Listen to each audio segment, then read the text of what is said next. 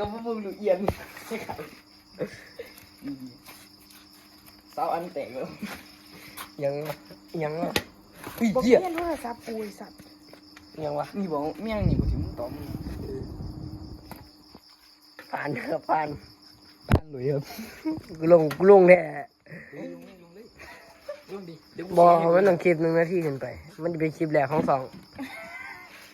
เดี๋ยวได้ดูกูไปเสีย มันเป็นคลิปแรกของสอง ไปยืมพยาบาลจ้างก็ นี่ครับผู้สาวครับคนดังเลยครับ นี่ คนดัง นี่ปืนนี่ ใส่ปืนเลย สี นี่ นี่ครับคนดังนี่คลิปแรกครับพี่น้องครับ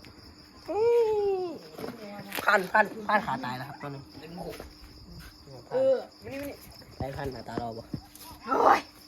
ของเทวอะ คนขี้ยา อายุคือบ่เห็นลงสตอรี่บ่เห็นลงแบบลงนี่ ตอนนี้มันดูจัง เอ้วมาน่ารักขอจบคลิป